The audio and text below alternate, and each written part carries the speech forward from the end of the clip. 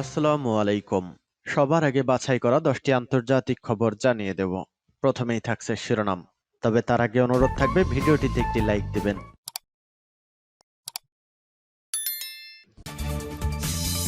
পুরোদমে ইসরায়েল ফিলিস্তিন যুদ্ধ চলছে, জানিয়ে দেব আমাদের হাতে থাকা সর্বশেষ গুরুত্বপূর্ণ আপডেট। আন্তর্জাতিক সংবাদ, ইসরায়েলের মালকিয়া সামরিক ঘাঁটিতে হিজবুল্লাহর হামলা, ব্যাপক ক্ষয়ক্ষতি, ধ্বংসের মুখে পতিত হচ্ছে ইসরায়েল, দিশেহারা ইহুদিবাদী বেঞ্জামিন নেতানিয়াহু। এরপর জানিয়ে দিব আমরা হামলা করেছি, ইসরায়েল অভিমুখে কোনো জাহাজ যাবে না বলছে ইয়াহিয়া সারি। আরো জানিয়ে দেব পাকিস্তানের সেনা ঘাঁটিতে হামলা, নিহত অন্তত 23। এদিকে নিজেদের গুলিতে প্রাণ গেল 20 ইসরায়েলি সেনার। আরো জানিয়ে দিব কুপিয়ানুসকে ইউক্রেনীয় রাডার স্টেশন ধ্বংস।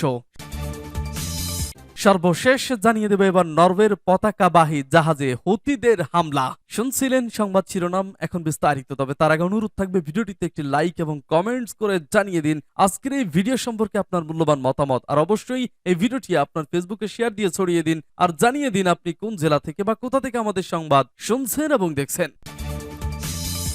ইসরায়েলের মালকিয়া সামরিক ঘাঁটিতে হিজবুল্লাহর হামলা, ব্যাপক ক্ষয়ক্ষতি। দখলদার ইসরায়েলের মালকিয়া সামরিক ঘাঁটিতে হামলা চালিয়েছে লেবাননের ইসলামী প্রতিরোধ আন্দোলন হিজবুল্লাহ। সংগঠনটি আজ প্রকাশিত এক বিবৃতিতে বলেছে, মালকিয়া সামরিক ঘাঁটিতে যথোপযুক্ত অস্ত্রের সাহায্যে আঘাত আনা হয়েছে। এর ফলে দখলদার ইসরায়েলের ব্যাপক ক্ষতি হয়েছে। এদিকে ইসরায়েলি গণমাধ্যম জানিয়েছে, লেবানন ভূখণ্ড থেকে ইসরায়েলের মালকিয়া সামরিক ঘাঁটি এবং শাহালুল হাওলা এলাকায় কয়েকটি ক্ষেপণাস্ত্র নিক্ষেপ করা হয়েছে। তাদের দাবি, ইসরায়েলের ক্ষেপণাস্ত্র প্রতিরক্ষা ব্যবস্থা আকাশেই এসব ক্ষেপণাস্ত্র ধ্বংস করে দিয়েছে। গাজায় ইসরায়েলি গণহত্যা শুরু হবার পর থেকেই ইসরায়েলের বিরুদ্ধে যুদ্ধ চালিয়ে যাচ্ছে লেবাননের প্রতিরোধ আন্দোলন হিজবুল্লাহ। এ পর্যন্ত হিজবুল্লাহর হামলায় ইসরায়েলের ব্যাপক ক্ষয়ক্ষতি হয়েছে। ইসরায়েলের উত্তরাঞ্চলের ইহুদি উপশহরগুলো প্রায় খালি হয়ে গেছে। অবশ্য হিজবুল্লাহরও 100 মতো প্রতিরোধ যোদ্ধা শাহাদত বরণ করেছেন। সূত্র পার্টস টুডে। আমরা হামলা করেছি, ইসরায়েল অভিমুখে কোনো জাহাজ যাবে না বলছে ইয়াহিয়া সারি। দখলদার ইসরায়েলে কোনো জাহাজ যেতে দেওয়া হবে না বলে স্পষ্টভাবে ঘোষণা করেছে ইয়েমেন।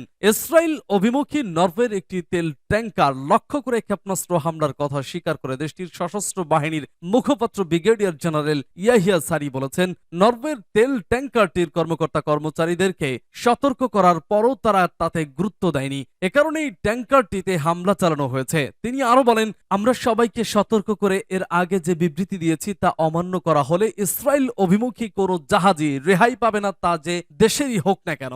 ইয়াহিয়া সারি বলেন, গত 2 দিনে কয়েকটি জাহাজের গতিপথ পরিবর্তন করতে বাধ্য করা হয়েছে। এই পথ দিয়ে কোনো জাহাজকে দখলদার ইসরায়েলে যেতে দেওয়া হবে না। গাজা অবরোধ প্রত্যাহার না হওয়া পর্যন্ত ইয়েমেন ইসরায়েল অভিমুখী জাহাজ আটকে দেওয়ার কাজ অব্যাহত রাখবে।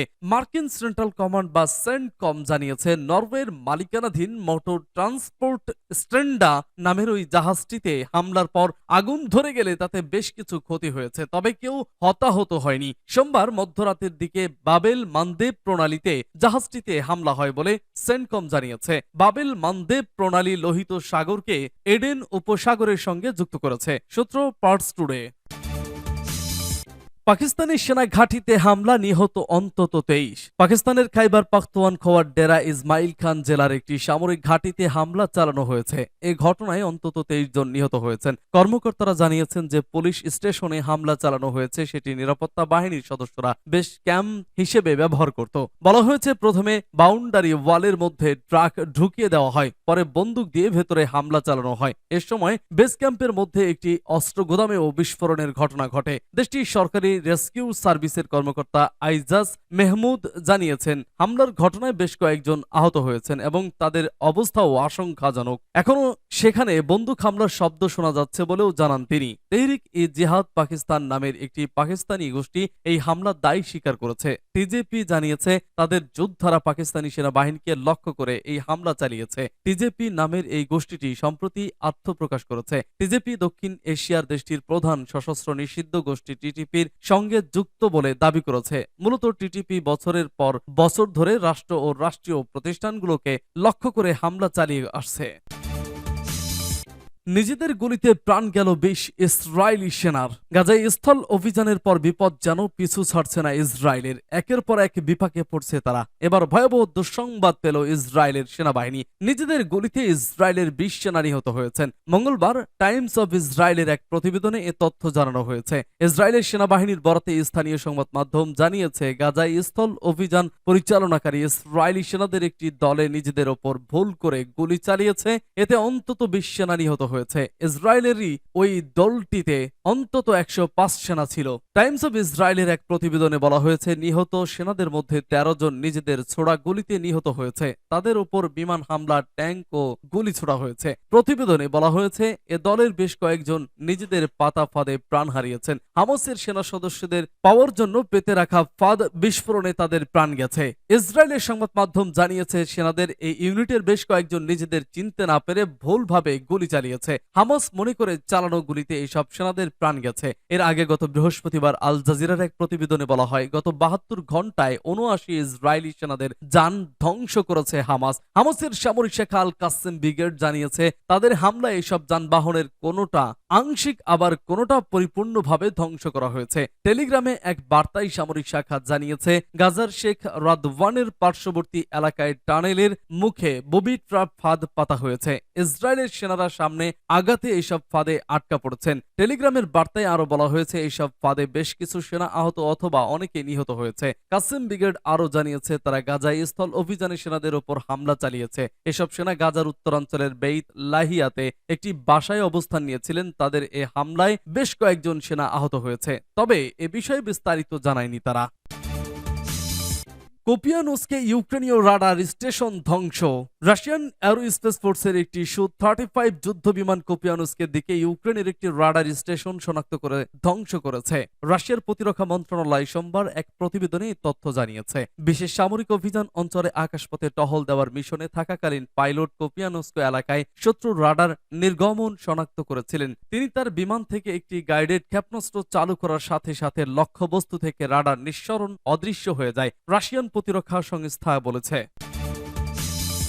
এবার নরওয়ের পতাকাবাহী জাহাজে হুতিদের হামলা। ইয়েমেন উপকূলের কাছ দিয়ে যাওয়া নরওয়ের পতাকাবাহী একটি ট্যাঙ্কারে হুতি বিদ্রোহীরা ক্রুজ ক্ষেপণাস্ত্র নিক্ষেপ করেছে বলে মঙ্গলবার জানিয়েছেন হুতির সামরিক মুখপাত্র ব্রিগেডিয়ার জেনারেল ইয়াহিয়া সারি। সব ধরনের সতর্ক সংকেত উপেক্ষা করায় ওই ট্যাঙ্কারে ক্ষেপণাস্ত্র ছোড়া হয় বলে দাবি করেছেন তিনি। ইরান সমর্থিত হুতি বিদ্রোহীরা সম্প্রতি বলেছিল, ইসরায়েলের দিকে যাওয়া সব জাহাজকে লক্ষ্য বানানো হবে, সেটি যে দেশেরই হোক না কেন। যুক্তরাষ্ট্রের সামরিক বাহিনী সেন্ট্রাল কমান্ড মঙ্গলবার এক বিবৃতিতে জানিয়েছে, স্ট্রেন্ডা নামের ওই ট্যাঙ্কারে ইয়েমেনের হুতি নিয়ন্ত্রিত এলাকা থেকে ক্রুজ ক্ষেপণাস্ত্র নিক্ষেপ করা হয়েছে। প্রাইভেট গোয়েন্দা সংস্থা আমব্রে ও ড্রায়ার গ্লোবাল জানিয়েছে, আরাবিয়ান পেনিনসুলা থেকে পূর্ব আফ্রিকাকে পৃথক করা বাব আল মানদেব প্রণালীর কাছে এই হামলা হয়েছে। যুক্তরাষ্ট্রের জ্বালানি তথ্য প্রশাসনের হিসেবে বিশ্বে যত তেল সাগর পথে পরিবহন করা হয় তার প্রায় 10% এই প্রণালী ব্যবহার করে। ক্ষেপণাস্ত্র ছোড়া হয় বলে দাবি করেছেন তিনি। ইরান সমর্থিত হুতি বিদ্রোহীরা সম্প্রতি বলেছিল, ইসরায়েলের দিকে যাওয়া সব জাহাজকে লক্ষ্য বানানো হবে, সেটি যে দেশেরই হোক না কেন। যুক্তরাষ্ট্রের সামরিক বাহিনী সেন্ট্রাল কমান্ড মঙ্গলবার এক বিবৃতিতে জানিয়েছে, স্ট্রেন্ডা নামের ওই ট্যাঙ্কারে ইয়েমেনের হুতি নিয়ন্ত্রিত এলাকা থেকে ক্রুজ ক্ষেপণাস্ত্র নিক্ষেপ করা হয়েছে। প্রাইভেট গোয়েন্দা সংস্থা আমব্রে ও ড্রায়ার